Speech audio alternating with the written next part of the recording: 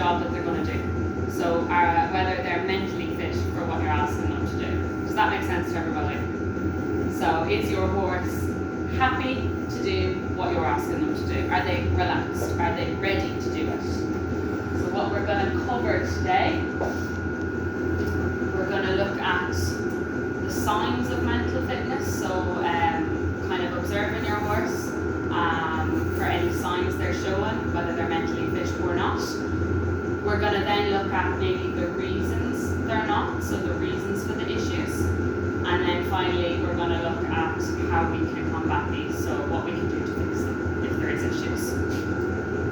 So the first one is signs your horse is mentally fit. Can anyone think of any signs, just off the top of your head, that your horse is happy and mentally fit? Alert, yeah. So relaxed, ears forward, they do what you've asked them to do. So let's say you are going into the stable to put on the head collar. Do they stand there and let you put on the head collar? So basically it's doing what you expect them to do, relaxed. So we're going to look at that there. So yeah, so you could say relax when hacking down the road. So you hop up on Mindy and you go for a trek down the road, and she doesn't stop, she doesn't do anything silly, she's got her ears forward, she's relaxed, she's calm. Standing still when they're being mounted, are they happy with you getting up on their back? Listening to the aids you're giving them and reacting normally. So you put your leg on to ask them to walk forward and they walk forward. They don't stand still and not move, or they don't shoot out from under you. Jumping with a consistent rhythm, clearing most of the fences and remaining straight. So they don't have to get it perfect all the time, but if they're mentally fit, they're going to do it. They're going to get it right most of the time, or they're going to be nice and relaxed. They're not going to be jumping side to side when they're coming towards the fence. Does anyone have any others you can think of? Signs your horse is mentally fit? No? That's okay. Okay, signs your horse is not mentally fit. So that would be the opposite. That would be signs that they're not happy doing something that they're not supposed to do. So anything from spooking, being on their toes, napping. Does everyone know what napping is? Yeah, so you want them to walk and they're refusing to walk, they don't want to move. Sometimes they'll rear up, they might be shaking their head. So that would be a sign that they're not mentally fit. So you go for a hack down the road and they don't want to go for some reason. Won't stand still when you're hopping up on them, so they don't want you to get up on their back. Over or under reaction to your leg or handing. So what does that mean? So an overreaction to your leg. Let's say you hop up on Cossack and you put your leg on and he shoots out from under you. So he overreacts, or underreacts would be you hop up on a breaker and you put your leg on and they don't move at all, and that's not good either. Irregular rhythm, so fast and slow. So your horse might be coming into a jump and they're really fast and then they're really slow, and then they could also maybe jump side to side. So that's a sign that they don't want to do the jump. They're not mentally fit for that. Can anyone think of any others? Booking, yeah, absolutely. That could be a reason. They don't want you on their back, or you're asking them to do something and they don't want to do it. Going in to put your bridle or head collar on and they don't want you near their ears, or they're throwing their head up in the stable, they're running away from you. Basically, any signs you can see that your horse isn't happy, that they don't want to do what you're asking them to do, that could be an issue with their mental fitness. They might not be mentally fit for what you're asking them to do. We're going to look at the reasons for this next, okay? So we've got 3, in my opinion. If anyone can think of any others, absolutely shout them out. So the first one I have is a lack of understanding. So let me say with the head collar, putting on the head collar. If you go into binding, should she let you put on the head collar? Yes. Yeah, she's doing it all her life. There's no reason she shouldn't. If you go into a really young horse that maybe hasn't been handled much, they might not want you to put on the head collar. They might be head shy. They might run away from you in the stable. That would be a sign that they haven't done it yet. They're not mentally fit. That's a lack of understanding. It's not that they're being bold, they just haven't done it yet. Lack of understanding could be when they're jumping side to side coming into the jump, they don't want to jump the jump, maybe they haven't done that height yet. Maybe it's the training, maybe you haven't prepared them well enough in your lesson. If they're not warmed up enough, if you haven't worked on rhythm, maybe they're not ready to start jumping. And maybe it's just as simple they haven't jumped that height yet, so lack of understanding. Another one is underlying physical issues. So can anyone think of any there?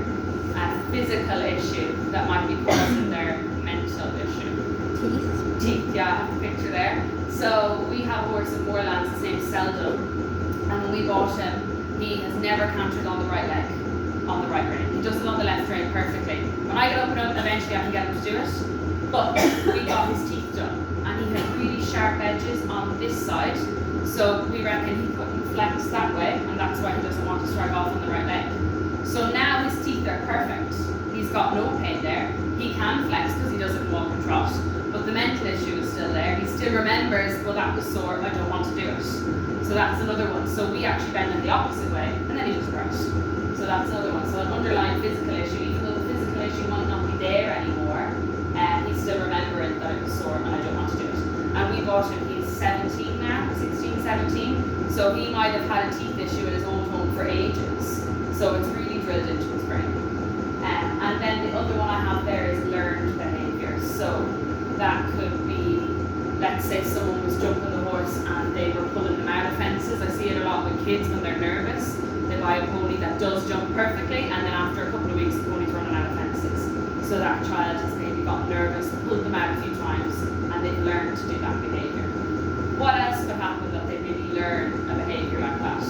Well, that was your previous example of the underlying physical issue was also an excellent example of a learned behaviour. Yeah, he learned to do it that way. It continued after the physical issue was gone. Sometimes people would teach their horses tricks like rearing and stuff, and then when they're riding, 100%, then they're going to want to do it. Yeah. Learned behaviour could be copying another horse. It could be just like learned behaviour, in my opinion, is like falling in off the track.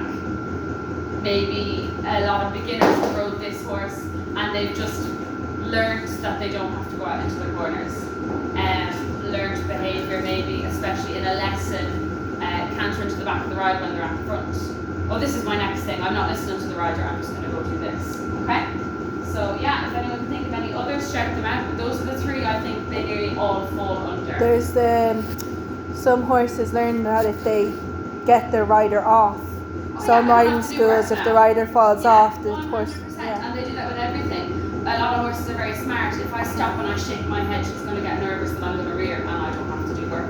Napping's a big one, I think, is learned because they get away with it. But yeah, so my three are lack of understanding, underlying physical issue, and a learned behaviour. Would you all agree that they kind of, whatever issue you find, it can fall under one of those?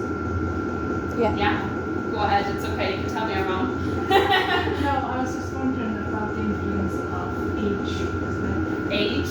Age for the mental fitness. Okay, absolutely, yeah. So like if you have an older horse, they might be struggling to do what you've asked them to do. Is that what you're saying? So they're getting older. A younger horse that isn't ready. 100%, yeah, so that would be lack of understanding. They're not ready.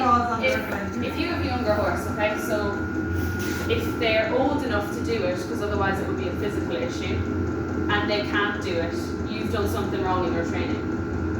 Does that make sense? So that's a lack of understanding. So if you take a 3-year-old and you're trying to back the 3-year-old, and they're not ready, that's a lack of understanding. You need to take it back to more long reining, more lunging, lean it over. Are they happy with the girth being tight? Stuff like that. So yeah, absolutely age can come into it as well.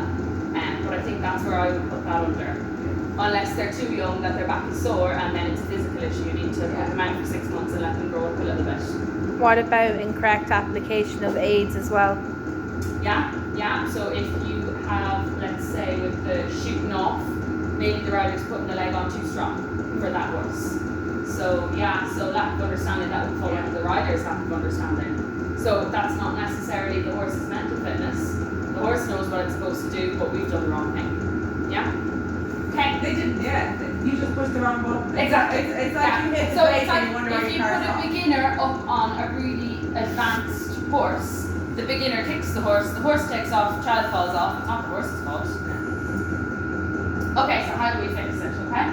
So we're going to look at, is there a physical factor first? So let's say you've noticed your horse is not mentally fit. So you are packing down the road and they start napping, rearing, not wanting to go. You're going to look at why.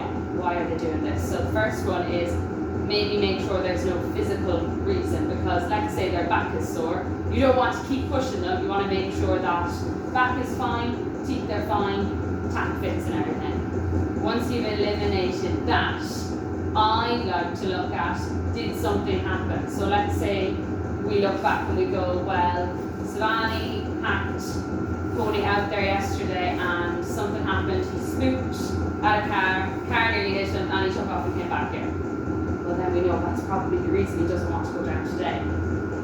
And then lastly is, how do we fix it? So anyone any ideas? Would you pack out on your own and send him trotting down the road and push him on and get a stick and come on, let's go past this now?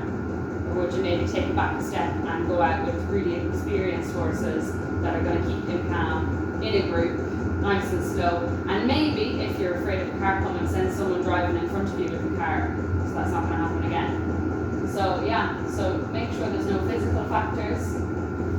Check back, did something happen? Because then that's very easy to go back and go, okay, well, we fell when we were show jumping, and that's why he's refusing jumps now. So that's the reason. So how do I fix that? Well, I'm going to take the training back a step, and I'm going to go to smaller jumps, or I'm going to go back to pull work. Yeah? So before we finish, I want everybody to maybe think of an example of a sign of a horse not being mentally fit. Think of a reason it could be, and then what we're going to do to fix it. Is that too much? No. Right. Anybody have a sign for me? You can have a think for a minute. You can write it down if you want, or you can just shout at me. Windsucking. Windsucking. Because I was kind of wondering about how you actually keep a horse. Is it stable? Yeah. Because I think that's all affecting the age. 100%. Yeah. Windsucking is like a stress thing. They're in a situation they don't like. It's stressful, and this is a habit they've picked up. It's like smoking. So stress it is a sign of not mentally fit. Yeah, so maybe that horse was not mentally fit to be stood in the stable for 23 hours a day and only ready for one. Because it's a horse. Yeah, so you could go, well, that's the reason. So I might not be able to stop the windsucking, but I can fix their living environment and work with them and maybe get them different feeds that's going to help their gut and keep their brain busy. Windsuckers are really intelligent. There's actually studies being done, and only extremely clever horses start windsucking. And I've seen 2 at Moorlands, 3 actually, and the 3 that have done it are so smart. They are really easy to teach, and they ride really well. So it's definitely a mental thing, 100%. So yeah, you might make sure that horse isn't stable for too long and always has something to eat. Anyone else? A sign, mental fit, horse not being mental fit? And then what we're going to do?